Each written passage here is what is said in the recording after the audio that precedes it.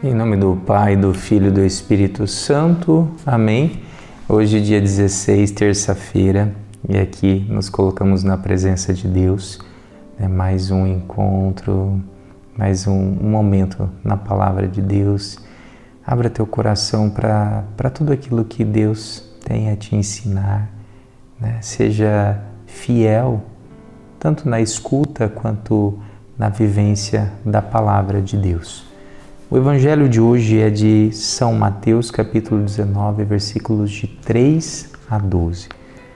Naquele tempo, alguns fariseus aproximaram-se de Jesus e perguntaram, para o tentar: é permitido ao homem despedir sua esposa por qualquer motivo? Jesus respondeu: nunca lestes que o Criador desde o início os fez homem e mulher? E disse: por isso o homem deixará pai e mãe e se unirá à sua mulher, e os dois serão uma só carne, de modo que eles já não são dois, mas uma só carne. Portanto, o que Deus uniu, o homem não separe. Os fariseus perguntaram: então como é que Moisés mandou dar certidão de divórcio e despedir a mulher? Jesus respondeu: Moisés permitiu despedir a mulher por causa da dureza do vosso coração. Mas não foi assim desde o início. Por isso eu vos digo, quem despedir a sua mulher, a não ser em caso de união ilegítima, e se casar com outra, comete adultério. Os discípulos disseram a Jesus: se a situação do homem com a mulher é assim, não vale a pena casar-se. Jesus respondeu: nem todos são capazes de entender isso, a não ser aqueles a quem é concedido. Com efeito, existem homens incapazes para o casamento, porque nasceram assim, outros porque os homens assim os fizeram, outros ainda se fizeram disso por causa do reino dos céus. Quem puder entender, entenda. Palavra da salvação, glória a vós, Senhor. Hoje, a Palavra de Deus nos convida a falar de um assunto bem delicado, a realidade do divórcio, É muito delicado porque, infelizmente, muitas pessoas se afastam da igreja quando se encontram nessas condições, Ou quando está divorciado, divorciada, com o entendimento de que não é bem-vindo e nem bem-vinda. E eu digo primeiramente para você, você é muito bem-vindo na casa do Pai. Se em algum momento você se sentiu apontado, tenha certeza que Jesus ele não está te apontando. Lógico que a palavra de Deus ela vai sempre nos mostrar onde nós erramos. E nós precisamos ter sabedoria, humildade até mesmo para entender, aceitar que somos falhos e também aceitar que os outros são falhos. Então é muito feio você que às vezes olha ali uma pessoa que divorciou, que fica apontando. Às vezes tem aquelas pessoas que falam, não pode isso, não pode aquilo. Para! A pessoa já vive uma dor tão grande, é tão dolorido para ela viver o que ela está vivendo. Não vai pensando que uma pessoa que passou por um divórcio, ela passou por um divórcio sorrindo. Não! Até chegar a esse momento foi muito doído, muito dolorido. É muito triste isso. Então, primeiro ponto, nós precisamos ter caridade. Sermos caridosos, sermos misericordiosos. O que Jesus está trazendo? Jesus está dizendo, olha, o bem mais importante que a gente tem é a família. Então, com essa palavra, Jesus está dizendo, olha, lute pelo seu casamento. Não deixe que seu casamento chegue ao fim. Se esforce, marido e mulher, porque vocês são uma só carne. É muito difícil um casamento que chega ao fim. Então, a primeira coisa que eu quero que você entenda é isso. O projeto de Deus foi que o casamento fosse para a vida toda. A vontade de Deus é que o casamento acontecido seja para a vida toda. Primeiro ponto. Só que muitas vezes não depende só de um, depende dos dois. E às vezes eu vejo uma parte que lutou tanto, fez tanto, mas a outra parte não lutou.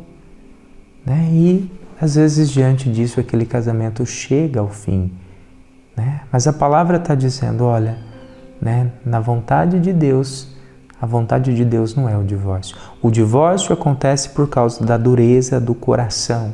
E de fato, né, e às vezes a gente, né, às vezes eu trabalho com terapia de casal, meu Deus, quanta dificuldade de quebrar ali. Eu falo, eles vão construindo muros, né, entre eles. E aí o casamento, não existe casamento mais. Não existe vida afetiva, não existe companheirismo, não existe nada. Né? Por que aconteceu? Está cada um duro de um lado. Né? A dureza de coração. E a gente precisa quebrar essa dureza. Então, se necessário, peça ajuda. Peça ajuda. Às vezes sozinho o casal não consegue. Não consegue. Então, o ponto principal é poder lutar pelo casamento. Tá, padre, mas e aquele que já se separou? Qual que é a visão da igreja? Nós condenamos? Não, nós acolhemos. E é por isso que dentro da igreja existe aquilo que nós chamamos de pastoral da segunda união. As pessoas que vivem em segunda união, né, não são condenadas, são acolhidas, né, para que possam ali participar conosco. Mesmo estando ali diante de uma realidade impossibilitada de algumas coisas, ela é muito, muito, muito bem-vinda, tá? Então isso, né, eu quero deixar bem claro, porque eu não quero que ninguém saia da igreja e fale, eu me afastei porque eu sou de segunda união, eu me senti excluído. Não! Muitas das pessoas, elas mesmas que se excluem. Elas mesmas que se excluem. Mas aí, o que a palavra também está colocando? Né? O que nós temos de, como que eu posso dizer, de remédio para os casais de segunda união? Primeiro, a comunhão espiritual. A comunhão espiritual é um remédio. Aquelas pessoas que falam, mas eu não comungo da Eucaristia e eu sinto muito mal por isso. Você tem a possibilidade de comungar espiritualmente. Mas não é a mesma coisa. Não é a mesma coisa, mas você está em comunhão. É sentir esta comunhão. É sentir que, né, a partir do momento que eu estou ali fazendo a vontade de Deus, que eu estou lutando ali pela minha santidade, eu estou em comunhão. Tá? Então eu quero deixar isso também declarado para você. Segundo ponto, o segundo remédio é o processo de nulidade matrimonial. O que é um processo de nulidade matrimonial? É quando aquela união ela é reconhecida como nula, não existiu. E não existiu por vários fatores. Mas a igreja então está agora fazendo divórcio? Não! Divórcio é você reconhecer, é você dissolver algo que existiu. Nulidade é você declarar nulo algo que nunca existiu. Mas foi lá diante do padre, foi lá. Tá, mas isso não caracteriza. O que caracteriza é o objetivo de viver aquilo. Todos os casos têm nulidade? Não. E é por isso que se abre um processo de nulidade. Nem todos os casos têm nulidade. Mas vamos pensar num caso que já foi muito comum. Né? Estavam namorando, a mulher, a namorada engravidou e eles se casaram. E quando se casaram contra a vontade, por coação, por causa do filho. O casamento não deu certo. Nunca existiu amor. Nunca. Aquilo que foi declarado, amor, respeito, não existiu.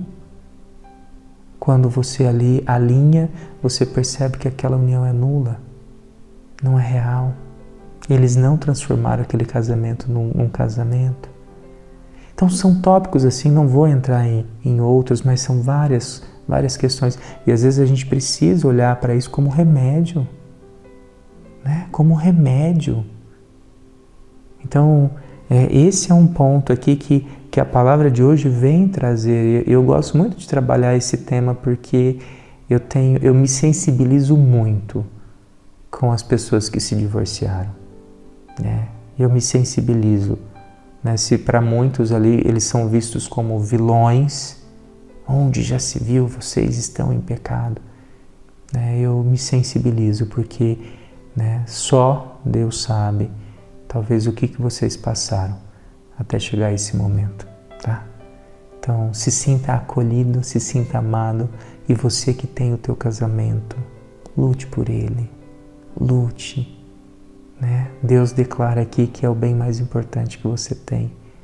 Não pense que o divórcio é o melhor caminho, não, não, lute para que essa união um dia possa se tornar santificada, né? Se torne um sacramento. Pai nosso que estais nos céus, santificado seja o vosso nome, venha a nós o vosso reino, seja feita a vossa vontade, assim na terra como no céu. O pão nosso de cada dia nos dai hoje, perdoai as nossas ofensas, assim como nós perdoamos a quem nos tem ofendido, e não nos deixeis cair em tentação, mas livrai-nos do mal. Amém. Que o Deus Todo-Poderoso abençoe Pai, Filho e Espírito Santo. Amém.